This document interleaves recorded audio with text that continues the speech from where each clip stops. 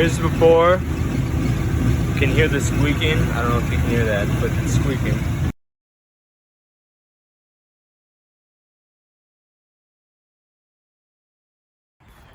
So we have to take out the transmission. I already lifted the car up.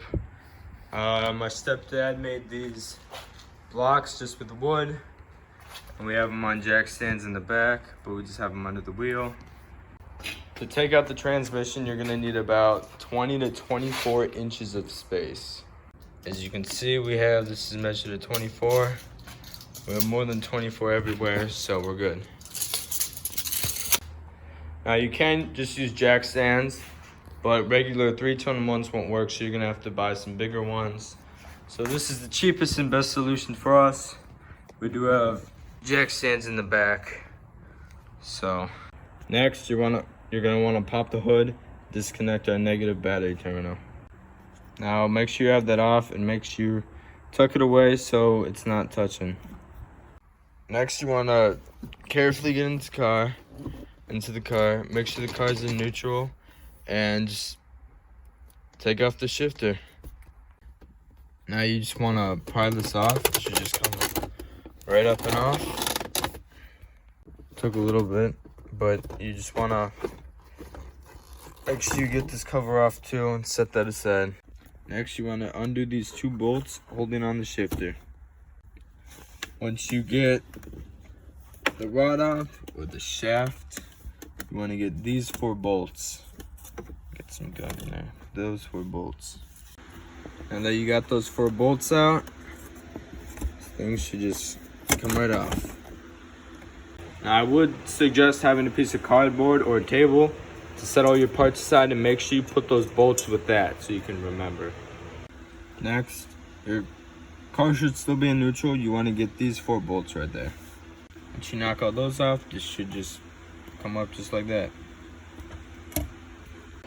Now we're under the car, and we just have to remove, next we want to remove our exhaust pipe. So from here to past the cats to up in, if you can focus, up in there. Before you take off our exhaust here, you don't have to take the O2 sensors off, but just unclip them. I am going to replace my O2 sensors because they're bad, so we're just going to clip them. There are 4 O2 sensors, 1, 2, and then we have our 2 upstream ones, 3, and 4. And this one, this upstream one to unclip, is a pain in the butt because it's way up there. Now that we got all 4 cords hanging down, 1, 2, 3, 4, that one is a pain in the butt, so don't let it discourage you. You'll eventually get it. Now we gotta take off our exhaust bolts. I always like to spray these with some penetrating oil and let it sit for a minute because they're always really rusted, as you can see. So get those and those up there. There should just be 4 bolts on this lower part. 1, 2, 3, 4, unless you have a modified exhaust. And this should just be like these little ring things that you just push over. Now to get these, you want to use an extension on your socket wrench. As you can see, it's right. That's the bolt. It's on it right now. And there's 2 on each side. Well, I broke the bolt, but I got the washer part off, so it should come off. I just got to get the other one off. It'll be fine. We got this section of the exhaust off. We have our O2 sensors on here. We're gonna replace those because those are bad too. But I only broke 2 studs getting it out, so I'll have to replace those. But I'll do that once I get the transmission out. Next, you want to come back under the car, and we're gonna want to drain the transmission. So right here, you're gonna want to get a 3/8 socket wrench stick it in there, loosen it, but make sure you have your pan below so transmission fluid doesn't go everywhere. We're doing this for two reasons.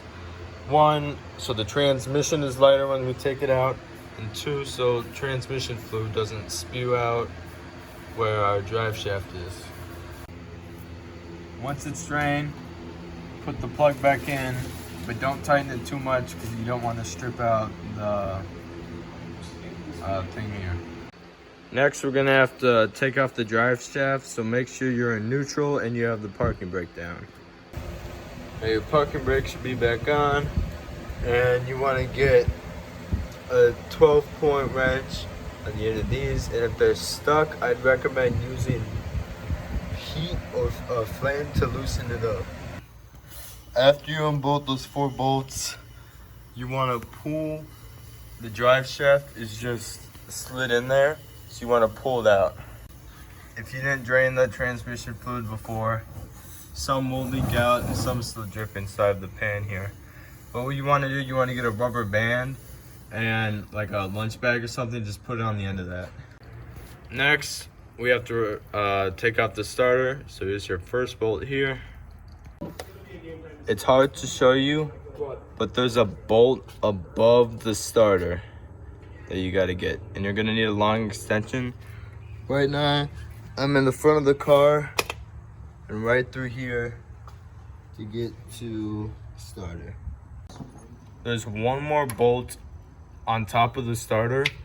I have a very small socket wrench, an extension, and I don't know about yours, but mine are.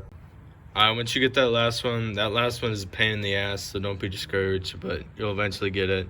You just gotta feel for the bolt, but once you get it out, just let it hang on this little thing here, and make sure like you'd still be able to get the transmission out. Next, you wanna unclip all the wiring harnesses and clips from the transmission. Just take all those out. After you unclip all those, set the wiring harness off to the side. You want to take off your dust cover here. Next, we have to remove the clutch cable here. So to do that, you're going to want to get a pry bar and pry this that way so you can pull this up and out. Now you want to get a flathead and just take this down and then take your clutch cable out. And then you just want to set that off to the side. Next, it's time to take out the transmission. So we have to take off this. It'd be better to get a transmission jack, but we just put wood and drilled into this plate here and just jack it up to where it's holding the transmission but not pushing it up. And then you can take this off. Next, you want to unbolt the transmission from the engine. There's 9 bolts, 3 on this side, 2 on this side, 2 on the bottom, and 2 on the top. That's a transmission, and I'm gonna rest for a while. Don't be afraid to put the support bar back on to pry on it. And obviously don't be afraid to get your hands messy. Don't be afraid to let the engine tilt. Jake, anything else? I mean, no. We pried against this plate, we pried on either side of the plate. Sometimes it wants to stick to the transmission, sometimes it wants to stick to the engine. Don't pry on your flywheel, I would say. Mm-hmm. And then, Jake, you want to come around the front of the car and just get a shot of the spline so you can show how far it needs to come out before you can start dropping. I know you weren't up here when you were seeing it, but... Yeah. So Jake couldn't see because he was on the back side of the transmission, the drive shaft end, pulling and wiggling while I was up here saying, yeah, it's fine, and he didn't believe me. And I didn't believe me either, which is fine. This is how much has to come out of the engine side, of the flywheel and all that. So when you start seeing these teeth and then that, you can start dropping it because once this is free, you at least get that, whatever, 1/4 inch of wiggle room, would you say? Yeah. To lower it down. And obviously the transmission wants to go straight back because the spline wants to stay straight going into the engine. But the engine has a fair amount of give to it too. I mean, this is just me. It's rotating on the mounts. So it has room to wiggle a little bit, which is something that we should probably remember for reassembly, yeah? Yeah. Because one of us is going to be up here like, stop it, it's not in the right spot. You know, it's going to be like, just move the damn engine. Yeah. We got the transmission from out underneath the car. Very happy it took a while. Those last 2 bolts on the top were a pain in the ass to get down, but we ended up because we had the transmission supported by a jack, we ended up just tilting it back with the engine, and we were able to get those bolts. We just had to use some extensions. Now here is the problem. You can hear the squeaking, and this should just not be that loose in general. Like, this is way too loose. And there's a squeaking too, so we're gonna replace throwout bearing here. So now we're gonna replace our throwout bearing. Here's a new one. It's still in the wrap. I still gotta take it out. All right, next, you just kind of wanna pull this out, and you should be able to take everything right off. Now that you got that out, you can slide your new one in. You just gotta like follow like the spring things here. So you wanna put the lip in and just slide it up and over. But before we do that, I'm gonna clean this out with parts cleaner and then lube it all back up. Alright, so I already greased up everything and put the throwout bearing back into the clutch fork here. So the dust and shit doesn't get all over that grease. Yeah, I know. And then you want to grease up the inside of throwout bearing, the forks, also for the hinge too. I said the inside already. You want to basically lube up this whole shaft and the hinge.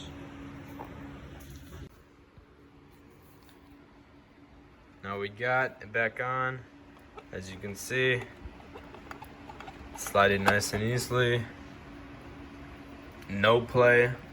It's not squeaking. Yeah. Now we're going to replace our clutch. There should be 6 bolts. 1, 2, 3, 4, 5, 6. We're gonna get all those. But once you try to loosen it, this will spin. So put a wood block in between this and the car here to keep it still so you can loosen it. Now before we have to take off the flywheel, we have to take off our pilot bearing. So get a little pilot bearing remover and stick it in there and pull it out. We're trying the bread method. You basically just stick a bunch of bread into the pilot bearing and grease and hammer it in so the pressure will knock the pilot bearing out. Okay, so we finally got the pilot bearing out. You want to make sure to clean this out the best you can, just brake cleaner or something. The bread method worked better than I thought it would. I didn't want to use it at first because I thought it was stupid, but it worked. So I recommend the bread method now. Now we have our new pilot bearing. You want to center it in there. You want to get, I just have, this is the biggest socket I have. You want that to have around the edge as much as possible. And you want to lightly tap it in there. Make sure it's straight and then just hit it in all the way till it bottoms out. Now we've carefully hammered our new pilot bearing in there. And now it's time to take off our flywheel here. I like to use this trick because when you go to unscrew it, it's just gonna spin. Put in one of your transmission bolts and one of your pressure plate bolts and just put a wrench in between, so when it turns left, the wrench will keep it from moving, and then you should be good to unscrew it. We got our flywheel off. I ended up having to pry it off of this bar here just with a hammer. You want to leave the top bolt in so it doesn't fall on you, but I got that off. Now I'm just going around cleaning this up, spraying it with some brake cleaner just to clean up the area. And then to get to the rear main seal on this car, you want to undo these, how many are there? 6 bolts, because there's this cover. 1, 2, 3, 4, 5, 6, 8, and then there's just 2 on the bottom. Now you just want to slide this right off, and boom. Took the whole thing apart, now you gotta put it all back together. Once you get your aluminum plate off, you wanna clean it with brake cleaner and you want this to be spotless. Now that this is all clean, this is the best this one's gonna get. You wanna clean off this gasket in here, and then clean this off and around the sides, get it nice and smooth. I'd put a towel here so you don't get too much debris in the oil pan. Next, what you wanna do is get your new rear main seal and line it up, and make sure the open side is it'll be towards the engine. So like this hollower side, open, hollow, and just tap it in with a hammer lightly. You don't want to damage this outer edge. Okay, now that we have that on, it should be completely flush, the thing. And now you're gonna want to get some gasket maker and put it all along this edge here, and I put a little on the bottom too, and put your plate cover on here. Make sure you line up the rear main seal along the crankshaft here, and I'd put in a couple bolts just to leave it there. Now I just hand tightened all 6 bolts, and you should have a little bit of the gasket juices coming out the sides here, and that's good. Now that you've done that, wait an hour, wait for the gasket stuff to dry, and then we'll go in it with the socket wrench and torque them to where they need to be. It's been an hour. Now I want to tighten all these bolts down to 89 inch pounds, not feet pounds, inch pounds. Once you torque all those down, you want to get these bottom ones to 15 foot-pounds. Now that you've torqued these bottom two, you want to get your oil slinger. I don't think this is really necessary, like you don't need it. Mine has holes in it because I put it on the wrong way and I take it off. So make sure this flat side is against your rear main seal. So put it on like this. But I don't think you really need it. I'm just gonna put the old one on there just because, but yep. You don't wanna hit that on too hard because you don't wanna knock out the rear main seal. Once you do that, it's time to put on your flywheel. So go get your new flywheel, or you could go get your old one resurfaced. In this case, we have a new one. Okay, so first, here's our new flywheel. You want to hammer your pins in till they bottom out. Mine were already in. I'd recommend getting new bolts, but I'm not getting new bolts. I'm just using the old ones. You want to sand down all the edges, including that one, and then you want to get this gasket from earlier. You want to clean this up real good and put that on there. Now to prepare our 6 bolts, new or old, you want to get a little grease and put them around this part of the bolt near the head here, and then you want to get some, where do I put it?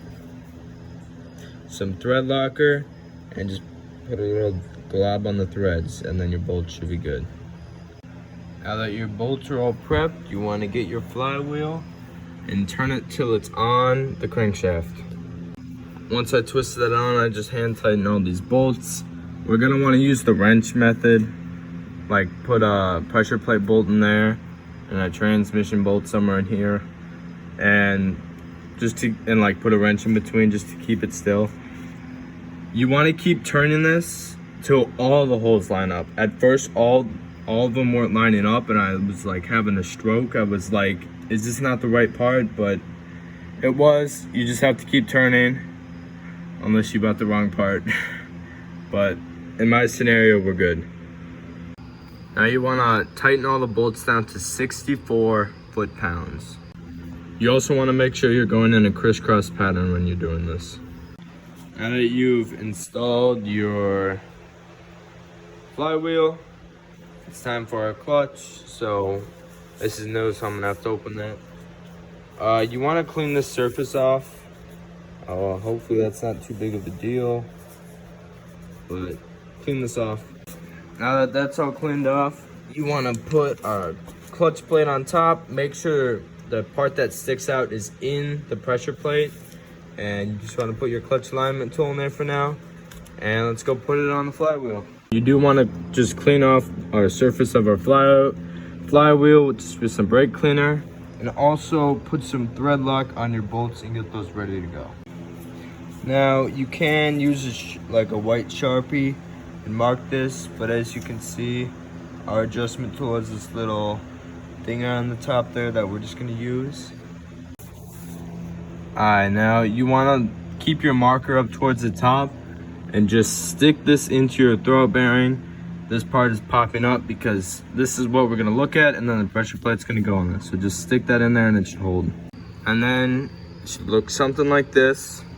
And you want to get your pressure plate here and align it on these 3 studs that are on your flywheel. You just want to hand tighten them to get them in there, and then you want to torque them down to 24 foot-pounds. Well, we did it. It only took a couple days. I'd say this was kind of an expensive mistake, or what I did was an expensive mistake. So I ended up getting a new flywheel, getting new hardware, and as you can see, it slides in perfectly with no ease. It's aligned correctly. I got new bolts for the pressure plate. So I'll get into what I did wrong here. So here's our old pressure plate. Here are our old bolts. This was the original one with like 196,000 miles on it. And I don't know if you could see, but I jacked up the threads like right there on these screws. I was trying to reuse these screws because I was trying to put it into this new flywheel that was in the trunk. But the bolts kept bending and they weren't threading correctly, and I ended up tearing up the threads. There's a few that are fine, but like that one is totally shot. So I ended up having to spend some more money on a new flywheel. So now we just have 2 flywheels that don't work. So this problem doesn't happen to you. Do not try to torque them down so much with just the socket wrench. Hand tighten them as far as they will go. They should go like all the way. Like it should feel right. If it doesn't feel right, don't do it, or else you're probably gonna have to buy a new flywheel and bolts and waste a lot of your time, which I hate doing, but it's whatever. I cleaned up. I got the transmission under the car. I still gotta put on the jack yet, but we did get a new jack. It's not a transmission jack, but it's just a lower profile and it goes higher, so it works. But right now we're gonna replace our clutch cable because we have one. Where did I put it? Right here. We have one and we might as well replace it, but we're doing all this other fun stuff. Alright, so to take this off, we're in the inside of the car under where our pedals are. And go to your clutch cable. And you'll see there's this white thing that moves. This is the end of your clutch cable. So you wanna make some slack and pull that out of there. Next, you come around to the front of the car where this is your clutch cable right here. There should be 1 or 2 bolts. They're very small, like I think they're 5mm, but you want to take those off. Now that you got this out, there should be 1 more bracket down there that you got to take out, and there should just be 1 bolt in there. And that's not too hard to take out. It's that bolt right there. It's not super hard to get to. We're just the front end of the vehicle. Now that we got that one out, I just pulled it through the top once I undid that bracket. You want to stick this one back through and put it on exactly how you took the other one off. This one only has 1 bolt on the top, but it should be fine. It just has to hold it on there. Now that is all snug, you wanna get the cable from behind the thing here. I'll probably push it through the bottom, and you want to make sure it's on this track on our clutch here, and you want to make sure it's in that groove so it doesn't go anywhere. The other end of this will go into the clip of the transmission, but it's not up yet. I'll put that on later. We got our transmission back on our jack with our sketchy pieces of wood. I got Christopher's help, and now we're gonna put it back up there. Make sure the splines of your clutch, I have a gap in my clutch here, so I need to rotate this so I have a gap on the top so the transmission goes in easier. And this should like be able to come in and out with ease. That's how you know your clutch is lined up.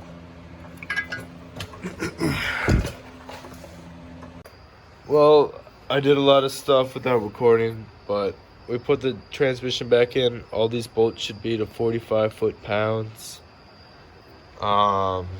Make sure you put your bracket in before you release the jack.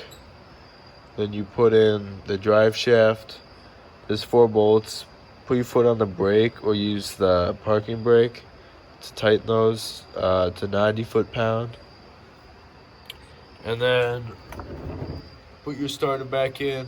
The top bolt is kind of a pain in the butt to get, but you just got to work at it. And now we're on to our clutch cable here. I was going to do our clutch cable next, but first I'm just going to throw on the exhaust real quick because that'll be easy. After I do that, I'll probably fill the transmission up with transmission fluid. It's a real easy way to do it from the interior. I'll show you that after I get the exhaust on. Just like that, I got the exhaust back on. And now, before we lower the car and adjust the clutch, we're gonna fill the transmission up with transmission fluid. Now there should be like a drain plug up there.